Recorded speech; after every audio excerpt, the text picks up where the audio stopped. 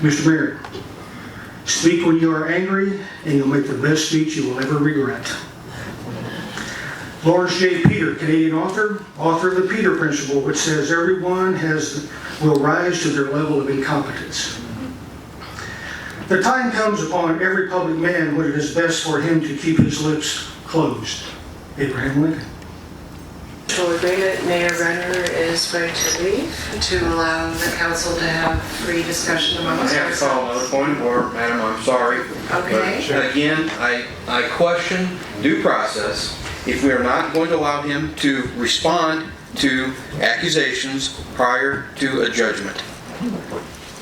Jeff, it's my understanding that public comment is not intended to have I understand responses. public comment, but if we're going to take a vote prior to the mayor responding to the accusations, we need to have charges, and we need to have a response to those charges in order to be fair. Okay. Thank you, Alderman Lauer. Could you comment on that? Sure, and I guess I would point to Mayor Renner as to if he feels it's necessary for him to respond to anything. The issue that's before the council tonight is limited to the comments that were in the blog and his response to those comments. The question would be, Mr. Mayor, are you comfortable with leaving and allowing the... I think a back and forth on something like this would not be good at this time. Okay, so you're completely comfortable with... Totally. All right, thank The damage caused by this incident is already done, regardless of what happens here tonight. In my opinion, the loss of trust and credibility with our residents is significant. And for me not to say anything publicly would only add to the damage brought on us by this incident. The second point I've heard is the council has more important things to do. Yes, we do have other things to do, but I don't know they're more important. As elected officials, the people of Bloomington expect us to help set a standard for public discourse. That responsibility comes with these positions. People expect us to be tolerant and fair. By virtue of our positions as elected officials, we set the tone for what is acceptable behavior in our community, whether we like it or not. So today, with this action, I personally want to reaffirm that we must hold ourselves to a higher standard in how we communicate with those who may disagree with us.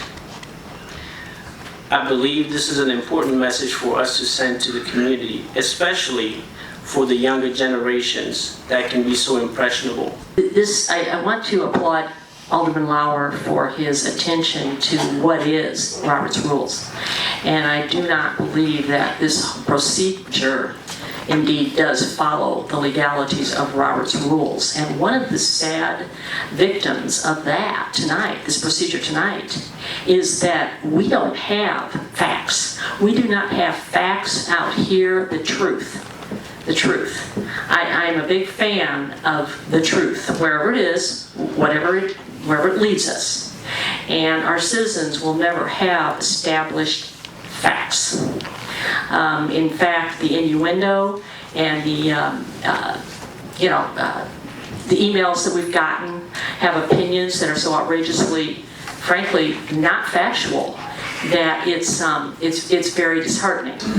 Now, I can certainly say that the last 10 days have been very humanizing and humbling for me. But as we move forward, I do pledge that I will do everything that I can to help us rise to a higher level of public discourse in our community. And we have a great model for that. And that is our bi-weekly open houses.